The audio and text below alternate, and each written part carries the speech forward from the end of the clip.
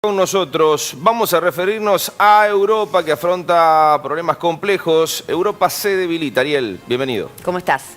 Buenas tardes. Efectivamente, lo hemos mencionado ya algunas veces y los últimos datos son aún más preocupantes. En términos generales, recordemos, Europa se enfrenta a la combinación de elementos que hacen de ella una tormenta perfecta. Concretamente, inflación, recesión, Rusia que recorta el gas, caída del euro con respecto al dólar.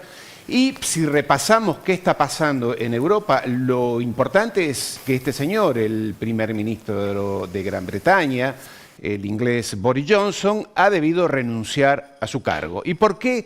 Porque sus propios compañeros de partido, sus compañeros del Partido Conservador, le han quitado toda la confianza, hartos ya de los escándalos que este señor había producido en los últimos 2 años y medio, durante los cuales fue primer ministro, entre otras cosas porque hizo lo que algunos presidentes de otros países, por ejemplo en Latinoamérica, también han hecho, que es haber impuesto durante la pandemia la reclusión, el encierro de sus ciudadanos, mientras que él en la residencia oficial organizaba fiestas. No se sabe si él las organizaba o por lo menos participó, dijo que no había participado, dijo que no eran tan importantes, lo que siempre dicen estas personas, pero después se reveló que efectivamente habían habido muchísimas fiestas, encuentros con alcohol, etcétera, mientras el resto de la población estaba confinada. Un escándalo que no tuvo fin, que no tiene fin porque se revelan que han habido más de las previstas. También se le han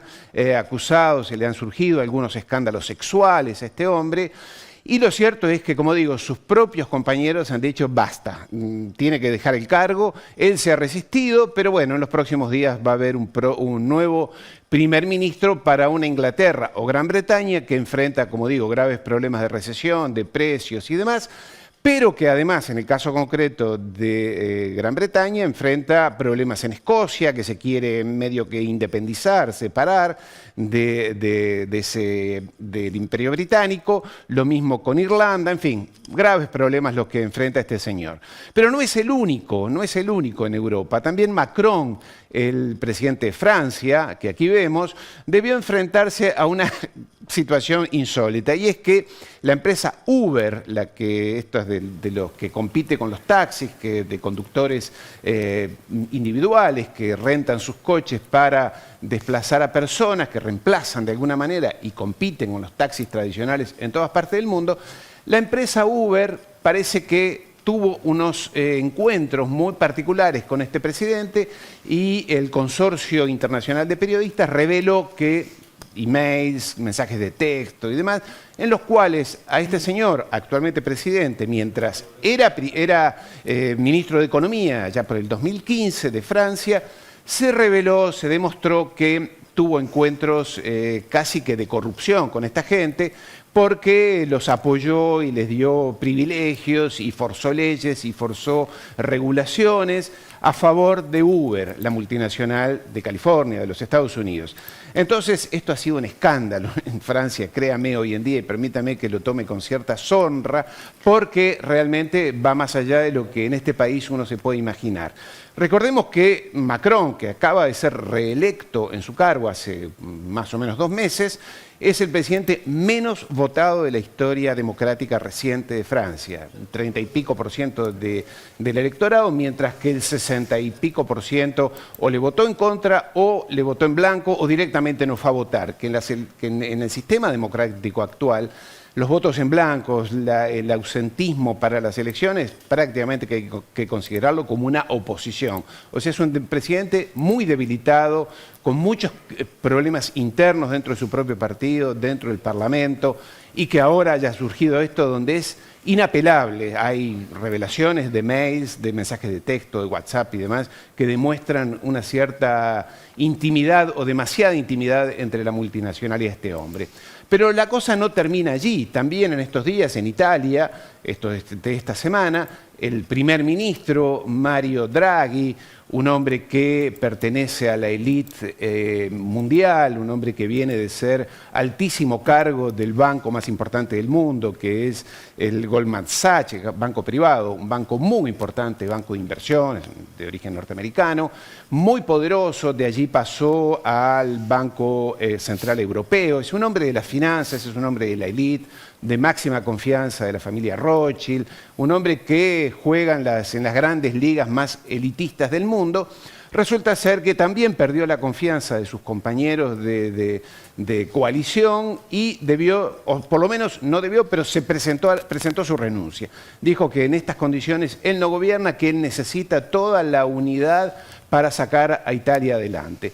También sabemos que allí hubo presiones por parte de los Estados Unidos, de la Embajada de los Estados Unidos, porque Estados Unidos necesita una Italia fuerte. Recordemos que Italia es un país muy importante dentro de Europa, pero también lo es para los Estados Unidos. Allí los Estados Unidos, en ese país, tiene 10 bases militares, muy importantes bases de puertos militares sobre el Mediterráneo.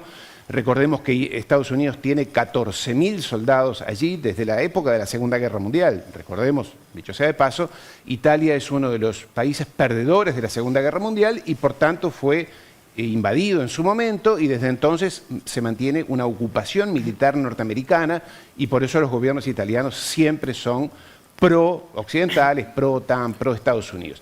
Pero para ir muy rápido, también en Holanda los agricultores están en rebeldía. Muy fuerte oposición porque las regulaciones europeas le exigen a los agricultores holandeses reducir el nivel de nitrógeno en sus producciones, porque los animales, sobre todo las vacas, producen nitrógeno y por consiguiente esto contamina el ambiente. Y esto que implica que los agricultores, recordemos en la mayoría de los países europeos los agricultores son pequeñas unidades productivas, familias y demás, que les implica mayores gastos y una reducción muy neta en sus rentas. Y esto está produciendo lo que usted está viendo, revueltas, enfrentamientos. Teníamos imágenes muy violentas de enfrentamientos entre agricultores y policías, preferimos no ponerlas, pero realmente la situación se está yendo un poquito de las manos.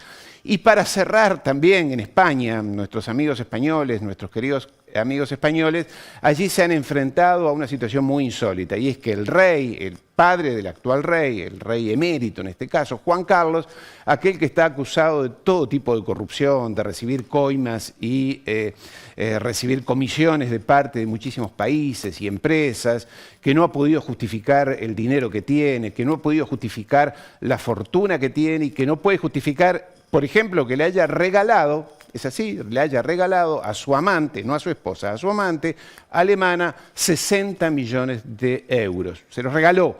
Y bueno, allí la señora, después se los reclamó, entonces la señora dijo, no, son míos. Y se imagina el escándalo que ha surgido. Entonces, este rey emérito, que prácticamente digamos que se fugó a Dubái, donde está allí desde hace 2 años y medio, regresó a España hace pocas semanas y también la oposición, una parte de la opinión pública, reclama que este hombre dé explicaciones, una gran parte de la sociedad pide que abolir la monarquía. En fin, está España también en una situación muy complicada. En fin, toda Europa está inmersa en esto de recesión, crisis y que todo, como siempre se lo venimos diciendo, todo es culpa de Putin. Aunque usted no lo crea, todos dicen que todo esto es culpa de Putin y parece medio hasta irrisorio, ¿no? Brevemente, Ariel, para ir cerrando también una consulta. Entonces, teniendo en cuenta la gran cantidad de sanciones que sufrió Rusia, pero por lo que vemos el programa que contabas también, los perjudicados fueron los países europeos, en este caso también, ¿no? Más allá de lo que se intentó hacer con Rusia, ¿no?